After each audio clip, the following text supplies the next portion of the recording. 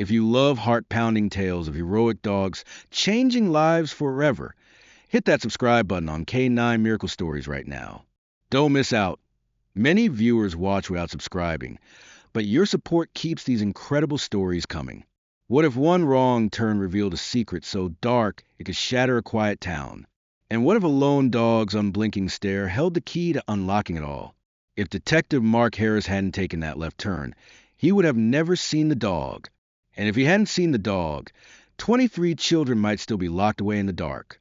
It was one of those cold November afternoons in Mason Creek, Vermont, when the daylight seemed to give up early. The streets were quiet, the trees stripped bare, and the smell of smoke hung in the air. Mark had been on the force for nearly 15 years. The kind of cop who didn't scare easy and didn't jump to conclusions. But that day, something got under his skin before he even knew why. He was idling at a stop sign when he spotted it. A large German shepherd, sable coat rippling in the wind, sitting on the curb across from an old, weathered two-story house. The place looked like it had been abandoned since the Carter administration. Windows clouded with grime, shingles curling on the roof, porch railings sagging like tired shoulders. But the dog wasn't just loitering. It was staring. Rex, that's the name Mark would give him later, sat with his body perfectly still, ears forward, amber eyes locked on the house's front door as if he were waiting for it to open. No sniffing the air, no twitch of distraction, just that unwavering gaze. What could possibly hold a stray dog's attention like that? Mark wondered, but he couldn't shake the chill it sent through him. He rolled down the window. "Hey, buddy," he called softly. The shepherd didn't so much as blink. The light turned green, and Mark drove on, telling himself it was nothing. Probably belonged to someone nearby, maybe guarding a squirrel stash or just keeping watch. But 3 blocks later, the image of that dog's posture still had its claws in his mind. He knew working dogs. He'd been paired with Kay 9 units before, and this was no random stance. This was focus. The next day, he took the same route on purpose. And there Rex was again, same spot, same posture, eyes glued to that old house. Mark pulled over this time, stepping out into the bite of the wind. "Where's your owner, pal?" he asked, scanning the street. No leash, no collar, no one in sight. Rex's head turned slightly at the sound of Mark's voice, an acknowledgement, but then his gaze snapped right back to the house.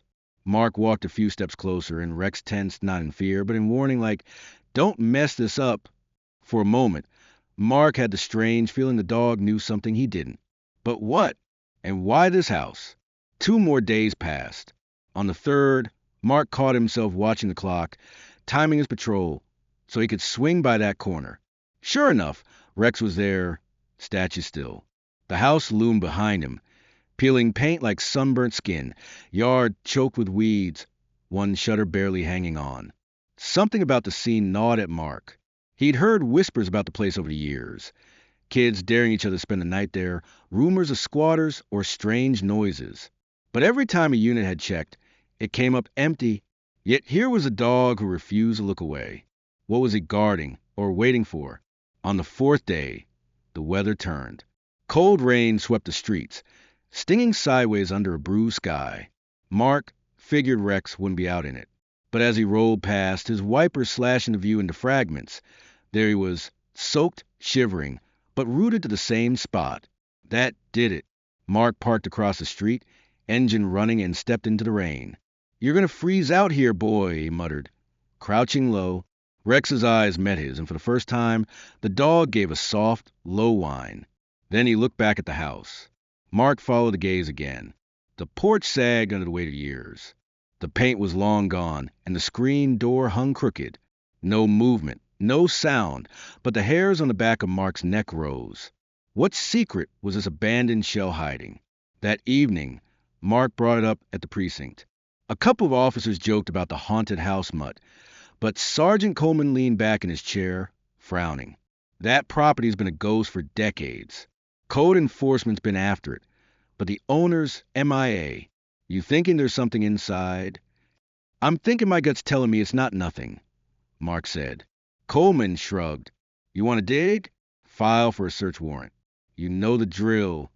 Mark knew the drill, But he also knew warrants for abandoned houses with no clear probable cause took time. And time wasn't a luxury if something was going on in there. 2 mornings later, Mason Creek woke to a brittle frost that turned every branch into glass. Mark swung by the house again. This time, Rex wasn't on the curb. He was at the rusted gate, front paws planted, tail stiff, a deep growl rumbling in his chest. Mark got out of the cruiser slowly. "What is it, boy?" Rex barked once, sharp, urgent, then trotted up the cracked path toward the porch. He stopped at the front door and pawed at it, nails clicking against a rotted wood. Not the restless scratching of a bored dog. This was deliberate. Mark glanced around the empty street.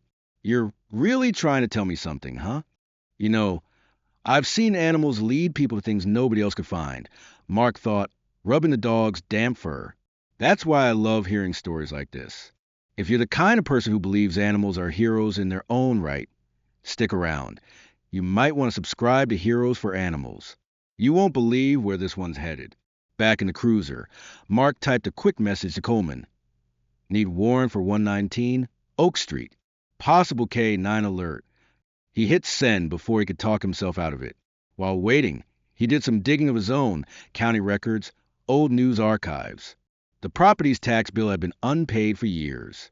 Last registered owner, a shell company in another state. That alone was suspicious. Still, without a warrant, the most he could do was watch, and Rex made sure he did. Every day, rain or shine, the dog kept his vigil. But what was he protecting? And how long had this gone on? One night, on his way home, Mark slowed as he approached Oak Street. His headlights washed over the house's sagging porch. In that moment, he thought, no, he was sure, he saw a movement behind an upstairs window. Just a flicker, a shadow shifting, then nothing. He braked, rolled down the window. The street was silent except for the ticking of the engine. Then, from the shadows near the gate, 2 amber eyes reflected the headlights. Rex stepped into the light, soaked from the mist, and barked once. It was a kind of bark that leaves no room for debate. Who or what was lurking inside? The warrant came through 3 days later, when Mark parked in front of the house that morning. 2 patrol cars were already there. He stepped out to find Rex waiting by the gate, tail wagging slightly as if to say, "About time." "Let's see what you've been watching, partner," Mark muttered. The lock on the front door was flimsy, giving way with a twist of the pry bar. The air that seeped out was stale and cold, with a faint undertone of something wrong. The floor creaked under their boots as they stepped inside. The living room was bare. No furniture, no personal items, just peeling wallpaper and a faint smell of mildew. Clear, called Officer Vega from the kitchen. But Rex wasn't interested in the kitchen. He'd already slipped into the hallway, nose low to the floor, tail stiff. He stopped in front of what looked like a closet door, then pawed at it. Mark tried the knob. Locked. "Get me the crowbar," he said over his shoulder. Vega brought it, and with a grunt, Mark forced the door open. Instead of shelves, a set of narrow wooden stairs disappeared into blackness. The air from below was colder, heavier. Rex stepped forward, his head low, sniffing the void. Then he descended without hesitation. Mark clicked on his flashlight and followed. The beam of light swept across damp concrete walls. The basement was larger than he expected, the ceiling low enough that he had to duck. Rex padded ahead, his nails clicking on the floor. Halfway across, he stopped at another door, metal this time, bolted from the outside. His tail was rigid, his ears forward, his body vibrating with focus. Mark's stomach tightened. What the hell is this? Vega caught up, shining his own light. This isn't code legal. None of this is. Mark placed a hand on the bolt. It was stiff but gave way under force. The door creaked open, the sound echoing in the cold dark. Inside, the beam of light barely reached the far wall. Something shifted in the shadows. Mark took a step forward and froze. Mark's flashlight cut a thin blade of light through the cold, stale air. His breath came out in visible puffs. The moment the metal door swung open, the temperature seemed to drop another 10 degrees. Rex stood in the doorway, muscles tense, head lowered. He didn't bark this time, just waited, his amber eyes flicking from Mark to the darkness beyond. "What is it, boy, Mark whispered. The beam of light swept slowly over space. The room beyond wasn't small, 20 feet across, maybe, but it was nearly empty. Dust drifted in the light, and somewhere in the distance, water dripped steadily. Vega stepped in behind him, muttering, "Creepy as hell." They took a few steps inside. The floor was concrete, cracked in places. Rusty pipes snaked along the walls. There was a faint odor, mildew, stale air, and something Mark couldn't quite place. Rex moved toward the far wall, his nails clicking against the floor. He stopped at a section where the concrete looked slightly different, darker, rougher. He sniffed along the seam, then pawed once. Mark frowned. "Vega, shine your light here." The beam revealed what Mark had already guessed. A second door. This one wasn't metal. It looked like thick weatherwood, reinforced with horizontal steel bars. It was also locked. Mark knelt, running his fingers over the surface. There were scratches in the wood, some shallow, some deep, not random gouges. These were patterns, lines that looked almost like someone had dragged something sharp again and again over the same spots. Vega shifted uneasily. "You thinking what I'm thinking?" "Yeah," Mark said, "but I'm hoping we're wrong." The lock wasn't new. It was a heavy, old-fashioned padlock, the kind you didn't pick so much as you broke. Vega handed over a crowbar, and Mark wedged it under the shackle. It groaned, resisted, then snapped with a metallic cry that echoed through the basement. He looked at Rex. "Ready?" Rex sat back on his haunches, tail stiff, eyes fixed on the door. When the door swung open, the smell hit them first. It was stronger now. Mildew, damp wood, and another layer beneath it that made the hairs on Mark's arms stand on end. He stepped inside slowly, sweeping his flashlight left to right. The beam caught rough stone walls, a low ceiling supported by wooden beams, and a corridor that stretched deeper than he'd expected. The sound of water dripping somewhere echoed unnaturally, as if the space were bigger than it looked. Rex moved ahead, nose working furiously. He stopped at a corner and glanced back at Mark. They followed him into a narrow hallway.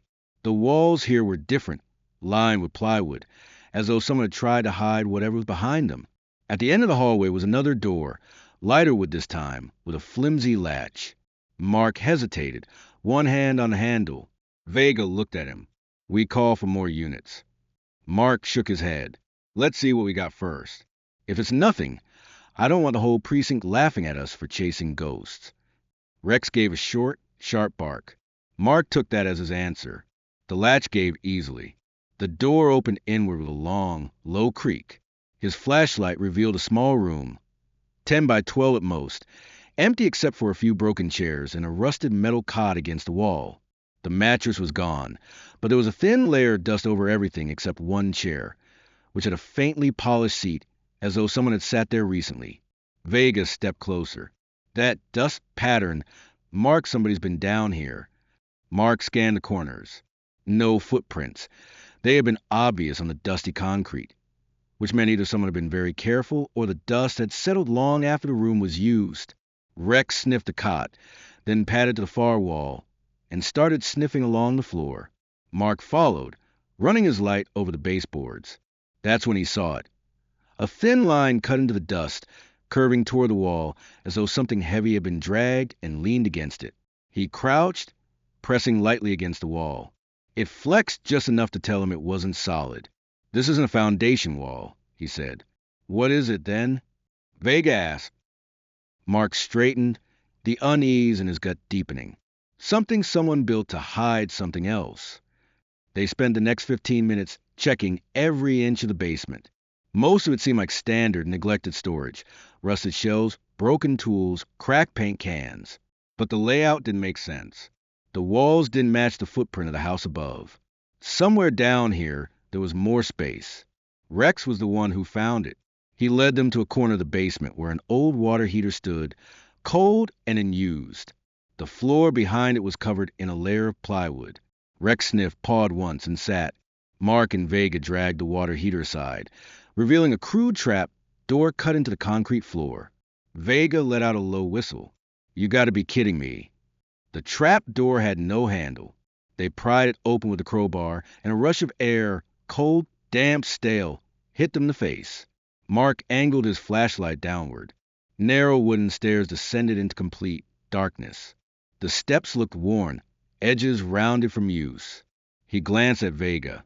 "You armed?" Vega patted his sidearm. "Always." Mark looked at Rex. "Stay close, buddy." And they went down. The stairs ended in another hallway, this one carved directly into packed earth.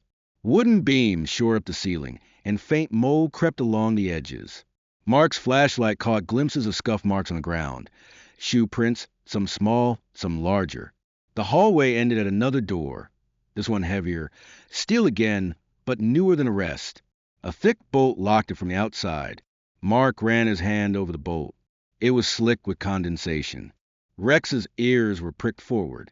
His nose pressed the gap beneath the door. He gave a soft whine. Mark's instincts flared. He'd been in situations like this before, serving warrants where things went sideways fast. But something about this was different. He could feel it in the cold air, in the absolute stillness of the space. Vega looked at him, voice low. "We opening it?" Mark nodded once. He slid the bolt free, the metal squealing against the latch. The sound echoed down the hallway like a warning. When the door swung open, the darkness beyond was absolute. He stepped inside, flashlight beam cutting through the black. The air was heavier here. The smell stronger. Damp concrete, stale sweat, and something faintly metallic. The beam caught shapes in the corner. Small shapes. Vega came in behind him, light sweeping wider.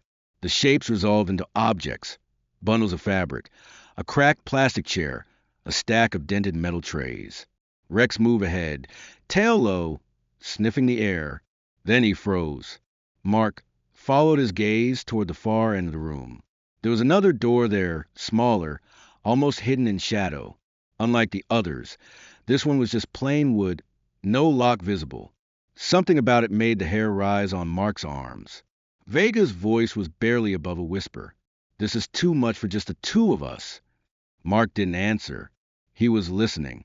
Somewhere behind that small door, faint but unmistakable, came a sound that didn't belong in an empty basement. It was quick, almost like a breath or a muffled curl. Rex turned to look at Mark, eyes wide, ears pricked. He gave a short, urgent whine. Mark's voice was steady, but his pulse was pounding. "Okay, buddy, let's see what's on the other side." He reached for the handle and froze when the sound came again, this time clearer. A voice, small, frightened. Mark's fingers hovered over the small wooden door's handle. The voice, or whatever it was, had gone quiet again, swallowed by the thick, damp air of the underground space. Vega's flashlight beam shook slightly as it traced the edges of the doorframe. "You heard that too, right?" Mark nodded. "Yeah." Rex stood frozen, his weight forward, ears trained on the door. His body language was clear. This matters. Mark's got twisted. Years on the job had taught him to trust two things: his instincts and the instinct of a good dog. Right now, both were telling him the same thing. But what horrors waited beyond? He turned the handle slowly. The wood was worn smooth from use, and the latch clicked softly under his grip. The door pushed inward with only a faint creak, revealing another hallway. It was smaller than the others, narrow enough that Mark's shoulders brushed the walls if he stood dead center. The floor was dirt, uneven, with scattered footprints pressed deep into it. Some were small, too small for an adult. Vega caught sight of them. "Two. Kids," he muttered. Mark didn't answer. The thought lodged in his mind like a splinter. The air here was colder, heavier. Mark's flashlight swept ahead, revealing a series of rough wooden partitions on either side of the hall. They weren't solid walls, more like crude stalls or cubicles. From somewhere farther down, a faint metallic clink echoed, followed by silence. Rex moved forward, his breathing audible in the stillness. Every few steps, he paused to sniff at the base of a partition before pressing on. They passed the first stall, empty, just a pile of old blankets in the corner, matted and dusty. The second stall had a single chair with one leg broken clean off. The third, Mark's light froze on it. On the wall, scratched into the wood, were marks, tallies, maybe 20 or 30, grouped in uneven lines. Below them, Faint letters were carved into the wood, so rough they were barely readable. Mom. Vega let out a slow breath. What the hell happened down here? Mark shook his head. Let's just keep moving. Halfway down the hall, the ground dipped slightly. The smell changed, too. Less mildew, more of that metallic tang that made the back of Mark's throat tighten. The hallway ended in another door, this one different. Newer wood with a fresh coat of paint that looked almost out of place in the otherwise decayed basement. Rex stopped in front of it, sitting back but never breaking his stare. Mark crouched beside him. You've been leading us here the whole time, haven't you? Rex gave a small, quiet whine, then glanced up at the handle. Vega stepped forward, his voice low. We don't have backup in place yet. We open this, we're committed. Mark straightened. We've already crossed that line. He reached out, hand steady despite the adrenaline buzzing in his veins, and turned the knob. The door opened into a larger room, dimly lit by a single bulb hanging from the ceiling. The bulb flickered weakly, casting the space in a trembling yellow glow. Against the far wall stood 3 narrow beds, metal frames with thin, stained mattresses. Beside them, a low table held a metal pitcher and a few cracked cups. On the floor, scattered toys lay abandoned. A small plastic truck missing its wheels, a faded stuffed rabbit, a jigsaw puzzle with pieces warped from damp. The air was warmer here, but the warmth did nothing to ease a chill crawling up Mark's spine. Then came the sound again, a quick intake of breath, like someone had been holding it for too long. Mark's flashlight darted toward the corner of the room, where a curtain of rough fabric hung from the ceiling. He moved toward it slowly, each step deliberate. Rex patted at his side, silent now. Mark reached out, gripped the edge of the fabric, and pulled it back. Nothing, just another empty stall, a thin blanket folded neatly in the corner. Vega exhaled in relief, but only for a second, because from somewhere behind them, a faint thud echoed. Both men spun, lights cutting across the room. Rex was already moving, nose low, tracking the sound to a section of wall that looked wrong. The boards here were newer, nailed haphazardly, and a faint draft of warmer air seeped through the gaps. Mark ran his hand along the boards, feeling for movement. One plank shifted under the pressure of his palm. Help me with this, he told Vega. They pried the boards loose one by one until an opening emerged, small but big enough for a child to slip through. Mark shone his light inside. The beam landed on a small space, barely bigger than a walk-in closet. And in that space, 2 wide eyes stared back at him. The child, maybe 8 years old, was crouched low, arms wrapped around their knees. Their hair was tangled, their clothes worn thin. For a moment, they didn't move. Then, their gaze flicked to Rex, and something in their expression shifted. Rex stepped forward, lowering himself so his head was level with the child. He gave the softest, most careful whine Mark had ever heard. The child blinked once, twice, then reached out with a trembling hand.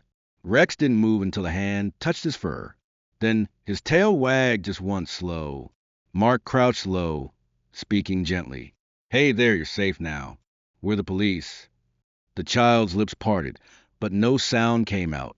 They looked from Mark to Vega, then back to Rex. Finally, in a voice barely above a whisper, they said, There's more. Mark felt his chest tighten. More what? The child swallowed hard. More kids. Vega's eyes met Mark's over the child's head. They didn't need to say it out loud. They both knew this just became something much bigger than they'd imagined. Mark glanced toward the darkened hallway behind them. The rest of the space suddenly felt alive with possibility. Doors they hadn't opened, corners they hadn't checked. He turned back to the child. Can you show us? The child hesitated, then nodded once. Mark helped them out through the opening. Their legs were shaky, so he steadied them with one hand. Rex stayed close, his presence oddly grounding. The child led them back into the hallway, toward another door they'd passed earlier, without thinking twice. It was unremarkable, just another wooden slab, paint peeling in long strips. But when Mark pushed it open, he knew instantly this was different. The smell was stronger here, more bodies, more heat. Rows of crude wooden bunks lined the walls. Each one had a thin blanket, some in better shape than others. In the dim light, Mark could see small shapes shifting under them. Eyes opened, dozens of them. Some fearful, some curious, all too quiet for children this young. Mark's heart pounded. He counted quickly, 7, 8, 9. He stopped at 11. 11 kids in this room alone. He forced his voice steady. It's okay. We're here to help. A few of the kids glanced at each other, but didn't move. The child who had led them here stepped forward, gesturing to Rex. It's him. He found us. Rex padded into the room, sniffing each bed in turn, his tail wagging faintly as he checked on each child, his movements slow and deliberate. Mark watched, a lump forming in his throat. This wasn't random. Rex hadn't just stumbled on something. He'd known. Vega stepped closer to him. We've got to call this a now. Mark nodded, but his eyes stayed on the children. Yeah, and we're not leaving until every last one is out of here. From somewhere deeper in the basement, another sound echoed, a door closing, slow and deliberate. Mark's head snapped toward the hallway. Whoever had been keeping these kids here was still around. He turned to Vega. Get them upstairs now. And to Rex, with me? The shepherd's ears went up. His body shifted from gentle comfort to sharp readiness in an instant.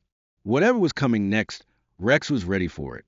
The sound of the door closing echoed through the basement like a warning bell. Mark froze, his hand instinctively resting on the grip of his sidearm. Vega caught his eye. That came from the far side, he whispered, already herding the children toward the hallway. Mark nodded. Get them out. Don't stop until you're topside. The kids were hesitant at first, but when Vega gestured toward the narrow stairs, they began to shuffle forward in a quiet single-file line. The older ones put their arms protectively around the younger ones. The little boy who'd led them here looked over his shoulder at Mark, his eyes wide. Mark gave a small nod. You're safe now. Go with him. Rex stayed by Mark's side, his posture stiff, ears forward. The dog's breathing was slow but controlled, a working stance Mark recognized from his years with other K-9 units. He crouched beside him, murmuring, All right, partner. We're not done yet. Rex's amber eyes never left the shadowed hallway ahead. They moved toward the sound's origin, Mark leading with his flashlight, Rex tracking just ahead. The corridor felt even narrower now, the air thicker. Somewhere above, faint thuds marked the kids' progress toward the surface. The hallway ended at another steel door, heavier than the others, bolted from the outside. Mark reached out, fingers brushing the latch. It was warm, recently touched. He slid the bolt back slowly, listening. The door swung open to reveal a large, dimly lit chamber. The light came from a single bare bulb hanging crookedly from the ceiling, swaying slightly as though disturbed moments ago. The walls were lined with shelves holding boxes, cans, and what looked like plastic jugs. Rex sniffed the air sharply, a low growl starting in his chest.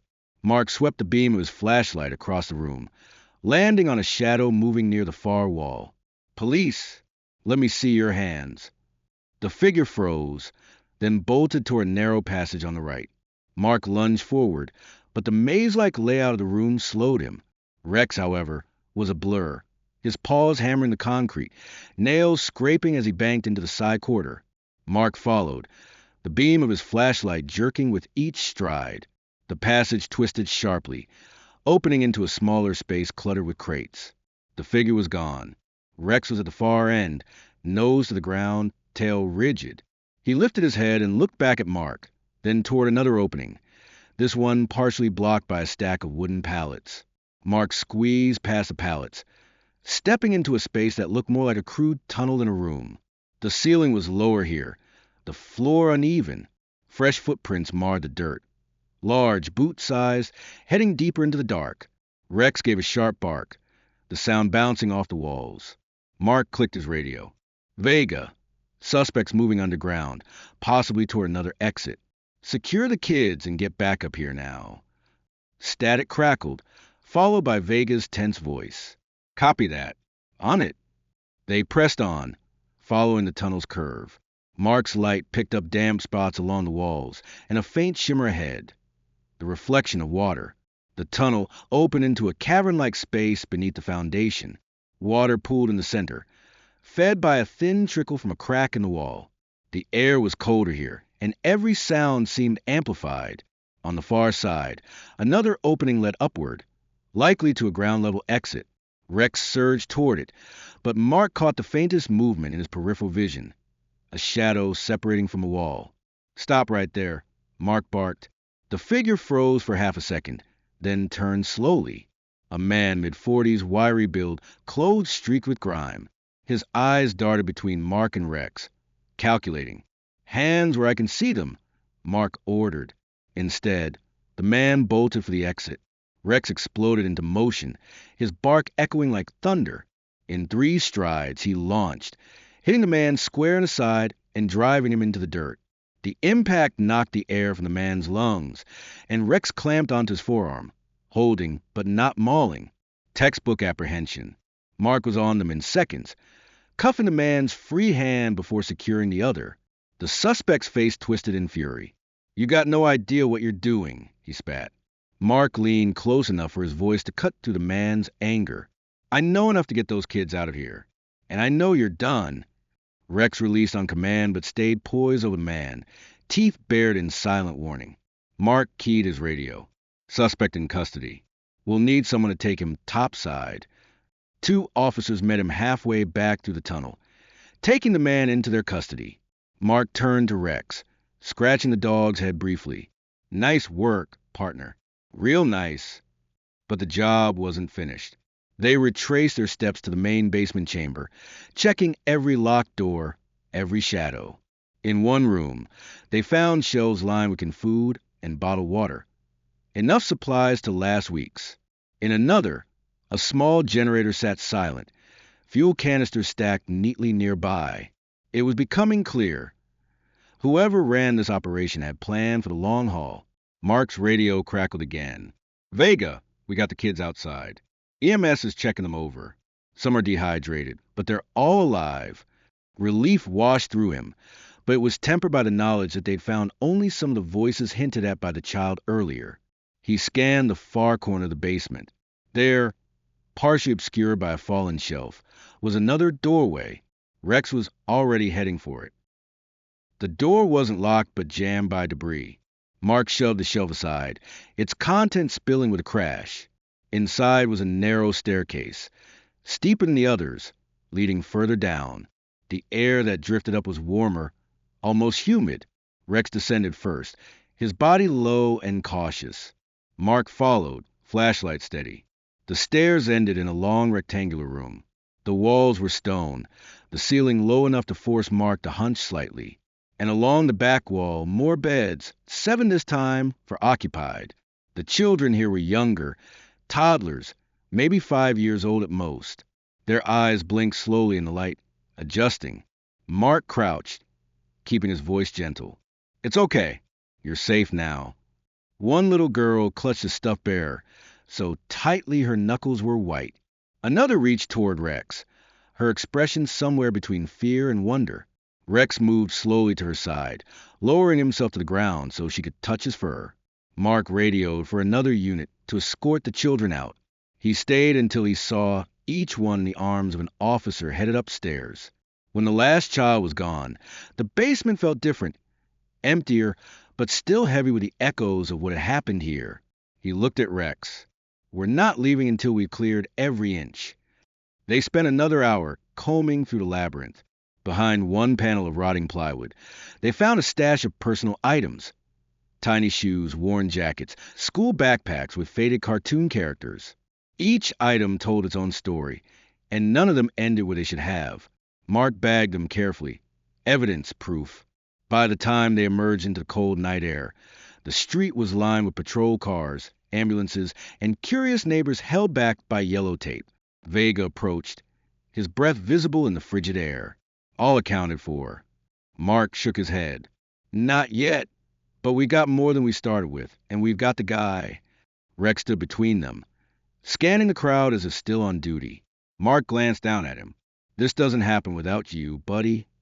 Rex's tail wagged once before he turned his gaze back to the darkened house. The night wasn't over, but the tide had shifted. They were bringing light into shadows, one step at a time.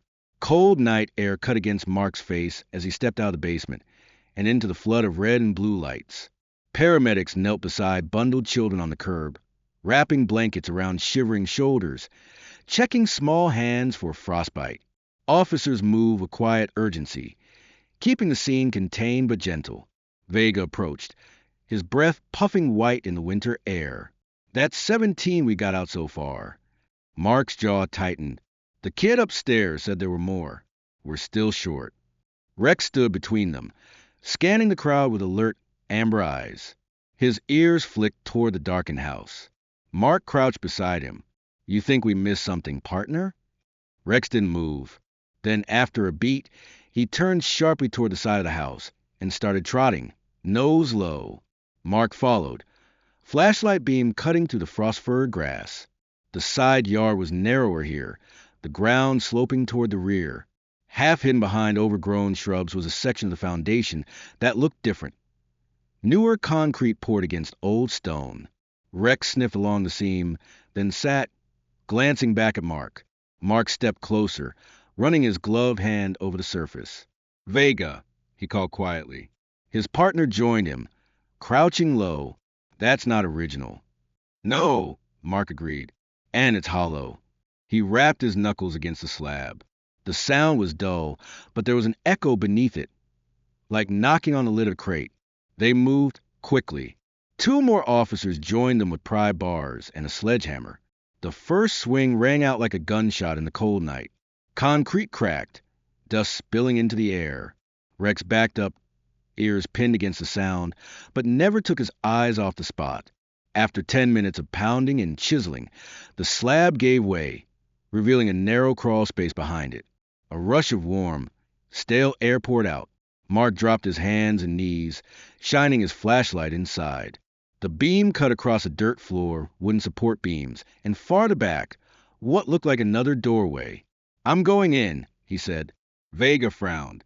"You sure? That thing's barely wide enough for you." "Then it's perfect for kids," Mark replied. He slid inside, feeling the cold earth under his palms, the ceiling pressing low enough to force a crawl. Rex followed close behind, his body low, but his movement confident. The crawl space ended at a short set of wooden steps leading up to a plain plywood door.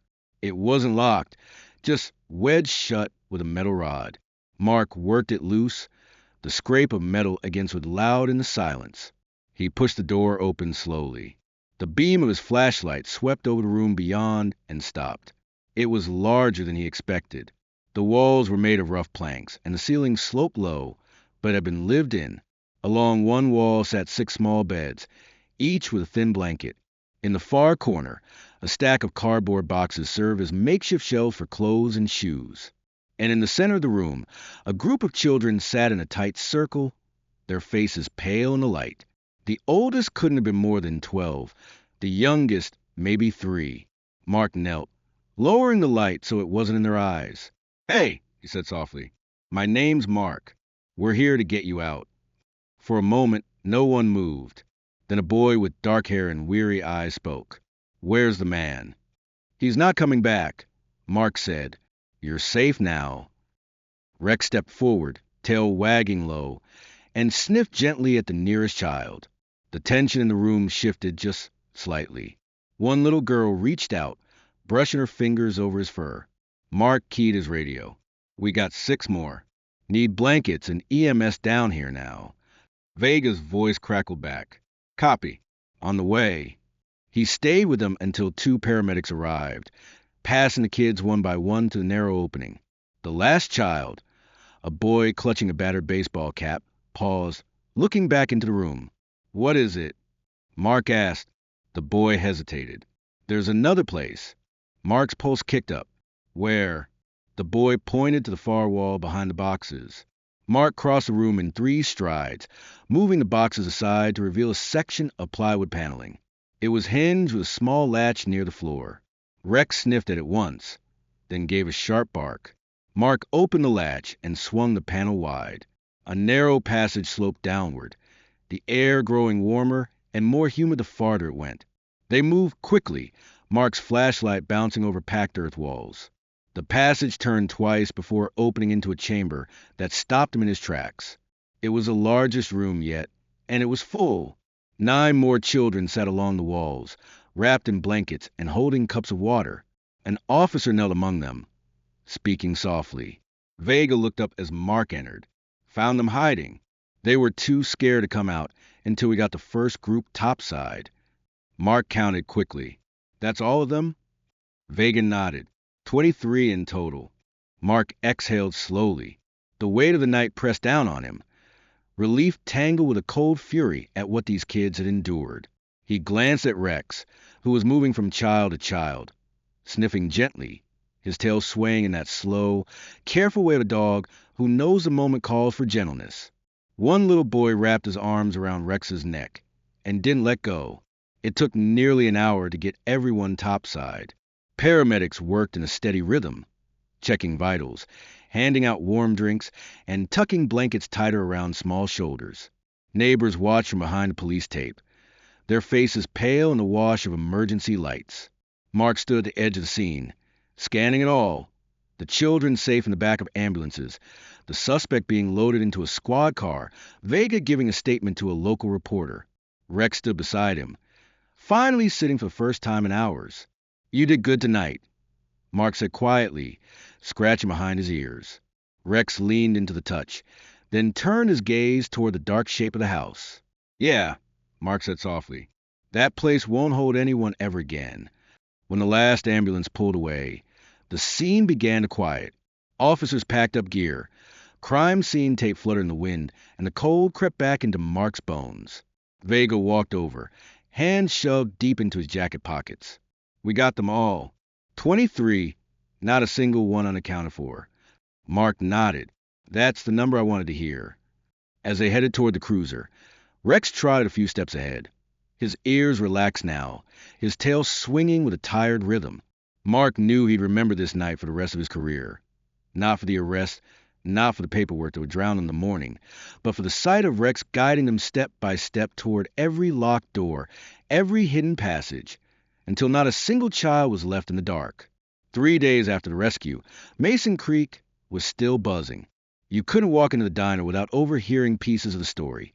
How the police found them, how many kids there were, the stranger who'd been keeping them hidden right under everyone's nose. But for Mark Harris, the noise wasn't what stayed with him. It was the silence, those moments in the basement where the air was thick and still, where the kids' wide eyes said everything their voices couldn't. He sat at his kitchen table now, coffee cooling in front of him, the early morning light slanting across the floor. Rex lay stretched out his feet, chest rising and falling in a steady rhythm. The shepherd hadn't left his side since that night. The front door rattled with a knock. Mark pushed back his chair and opened it to find Vega, hands full, 2 paper cups of coffee in one hand, a folded newspaper under his arm. "Figured you could use the caffeine," Vega said, stepping inside without waiting for an invitation. Mark smirked. "You're not wrong." Vega dropped the paper on the table. The front page was a full-color photo of Rex sitting on the sidewalk that night, a blanket draped around his shoulders. 2 kids leaning into him. The headline read, "Hero K9 helps save 23." Mark stared at it for a long moment. "That's going to be the picture people remember." "They should," Vega said, settling into a chair. "He earned it." Rex lifted his head at the sound of his name, then went back to resting. The day unfolded slowly. Reporters called. A TV crew wanted an interview. Mark turned most of them down. He wasn't interested in turning the case into a media circus. The kids needed privacy, not flashbulbs. Still, there were meetings. The mayor wanted to present commendations. The school board sent a thank you letter. A church group organized a clothing drive. Everywhere he went, people stopped him to ask about Rex.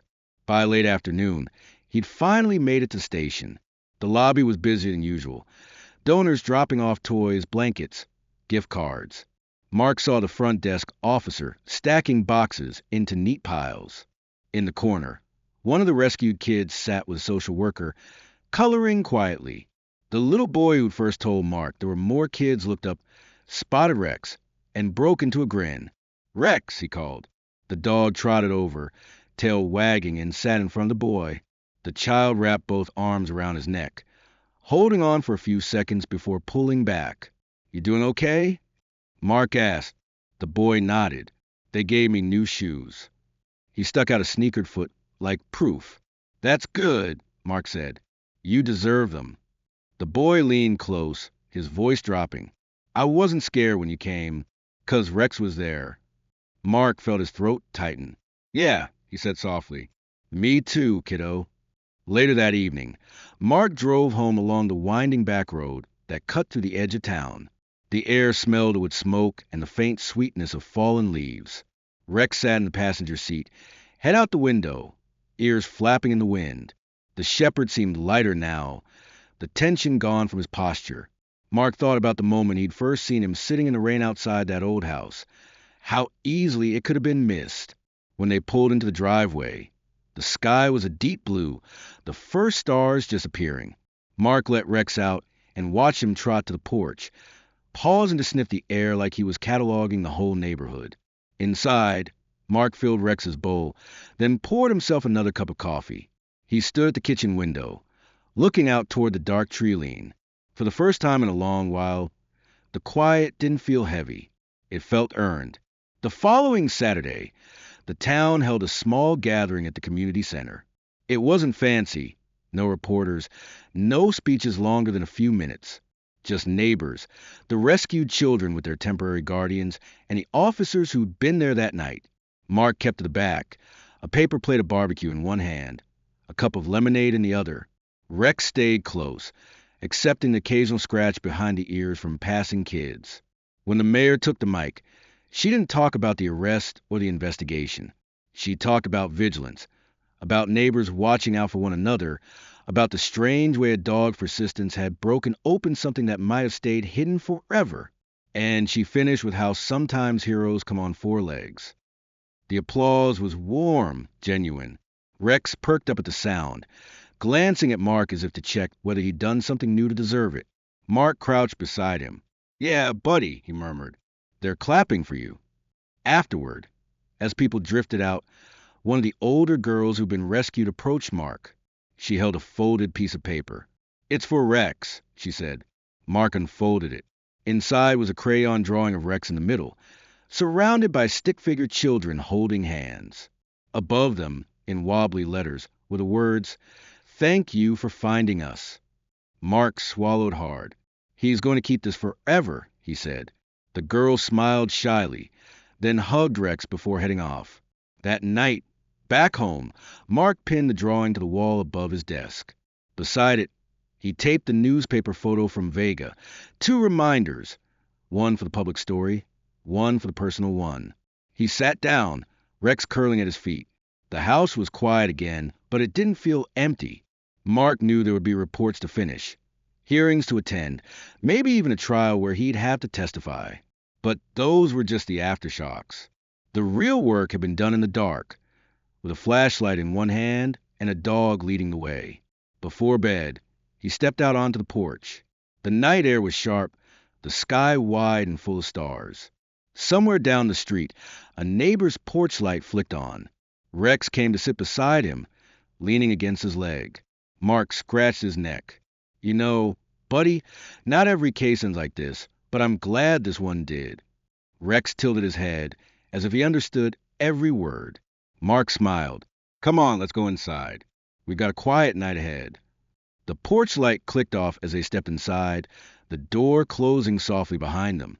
The old house at the edge of town was boarded up now, a crime scene until the lawyers and the courts were done. But in the small, warm kitchen of Mark's home, with Rex stretched out on a rug, the only thing that mattered was that the dark had been broken once and for all. Winter in Mason Creek had a way of slowing everything down. Snow softened the streets. The diner kept the coffee hot, and the town seemed to breathe a little easier now that the nightmare was over. For Mark Harris, the days since the rescue had been a mix of paperwork, court prep, and quiet moments that caught him off guard.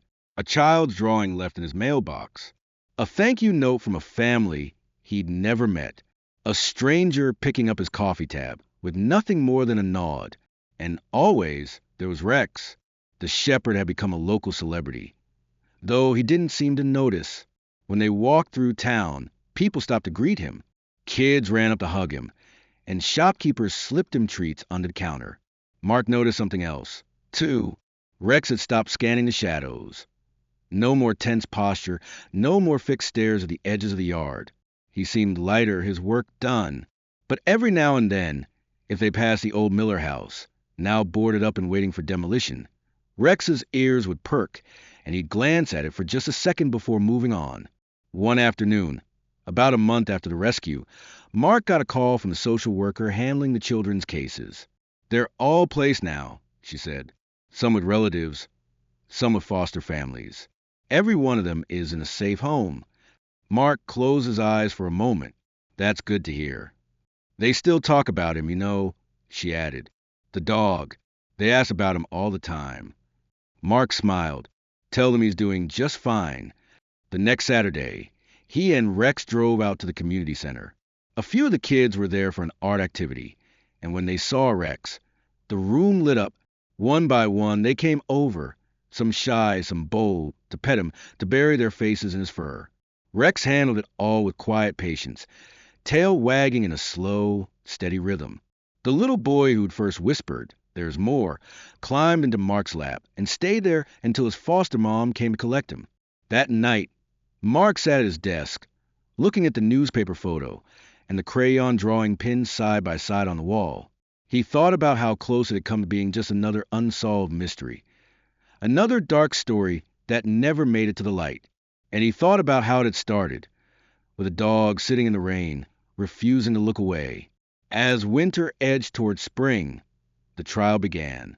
The man arrested that night was charged with multiple counts of kidnapping, unlawful confinement, and abuse. The courtroom was tense, but the evidence was overwhelming. Mark testified. So did Vega. So did several of the older children, their voices steady as they told the jury about the locked rooms, the hidden passages, the long days without seeing the sun. Rex, of course, didn't testify, but his role was clear in every account. When the guilty verdict came in, it was like a weight lifting off the whole town. That evening, Mark drove out to a quiet overlook above Mason Creek. The valley spread below, the lights of the town glowing warm in the dusk. Rex sat beside him, their breath mingling in the cool air. "You did it, buddy," Mark said quietly. "We both did." Rex turned his head, amber eyes meeting his for a moment before returning to the view. By summer, the old Miller house was gone, demolished and cleared to bare earth. The town voted to turn the lot into a small park, with a plaque honoring the courage of the children rescued there, and the dog whose loyalty would not let them be forgotten. The day they unveiled it, the kids had become stood together in the sunshine, some holding hands, some holding on to Rex. Mark kept to the edge of the crowd, but when the mayor finished her speech, she waved him forward. "This town owes a debt," she said, "to Officer Mark Harris and to Rex." The applause was warm, but Mark's eyes were on the children, and on Rex, sitting calmly in the grass, tail thumping against the ground. Life settled after that. Mark went back to his regular cases.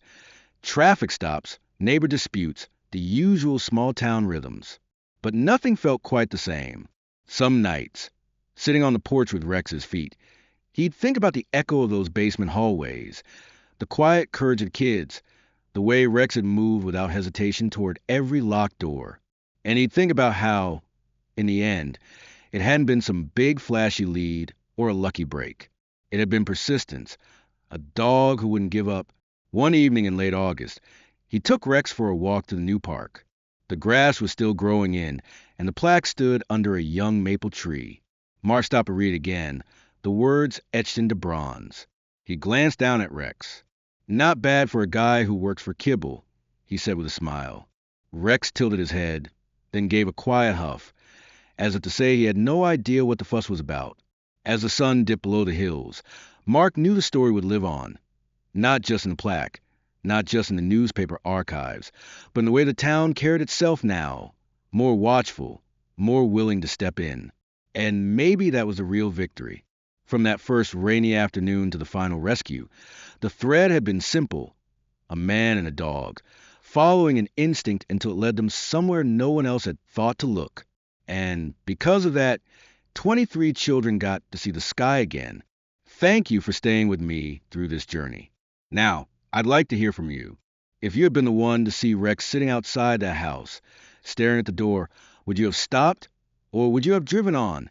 If this story touched you, subscribe to K9 Miracle Stories for more tales of heroic dogs and incredible rescues. Hit like and comment below to share your thoughts. Your support means the world.